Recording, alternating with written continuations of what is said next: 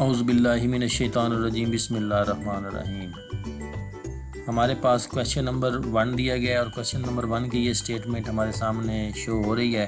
Find out the profit और loss of mister Imtiaz from the following particulars under single entry system on 31 दिसंबर 2015 के profit and loss account मालूम करें mister इम्तियाज़ का, जो कि हमें अंडर सिंगल एंट्री सिस्टम मालूम करना है और 31 दिसंबर 2015 डेट दी गई है।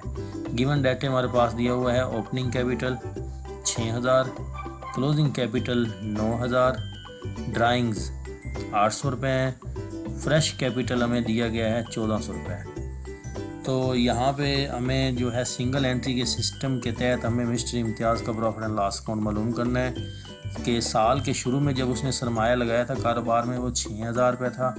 साल के अख्ताम पे 9000 रुपये उसका सरमाया शो हो रहा है।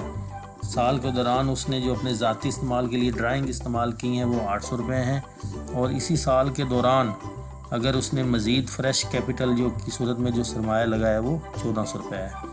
तो देखें हम इस सवाल को कैसे हल करेंगे। सबसे पहले हम इस सवाल को हल करने से पहले इस सवाल का फॉर्मेट बनाएंगे। तो सबसे टॉप पे ऊपर हम लिखेंगे बिजनेसमैन का नाम जो कि हमें दिया हुआ है मिस्टर इम्तियाज़।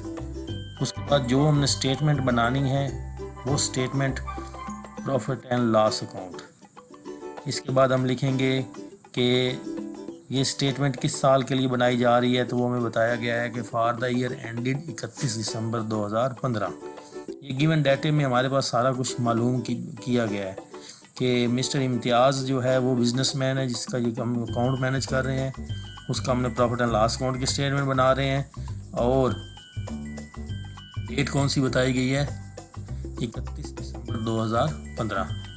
अब नेक्स्ट हम इसके बाद जो है वो इसकी फॉर्मेटिंग करेंगे लाइन लगाने के हवाले से। तो सबसे पहले देखें हम एक लाइन लगाएंगे, नेक्स्ट इसके बाद हम लिखेंगे डिटेल, लिखेंगे अमाउंट, उसके बाद एक अंडर लाइन करेंगे, इसको नीचे लाइन लगाएंगे। नेक्स्ट हमारे पास लेफ़्ट साइड पे हमने लाइन लगा के उसके बाद हमने अमाउंट के 2 कॉलम में जो लाइन लगाई है वो, और फिर लास्ट पे हमें एंड पे एक लाइन लगा ताकि इसकी फॉर्मेटिंग हो जाए। तो अब देखें जो आपने फॉर्मेटिंग हमें की है इस सवाल के अंदर वो बाकायदा तौर पर पूरा एक बॉक्स बन गया है। इसके अंदर हम इस सवाल को पुट करेंगे। देखें हम सबसे पहले इस सवाल को चूँकि अंडर कर रहे हैं सिंगल एंट्री सिस्टम के तहत, तो सबसे पहले हम क्लोजिंग कैपिटल लिखेंगे।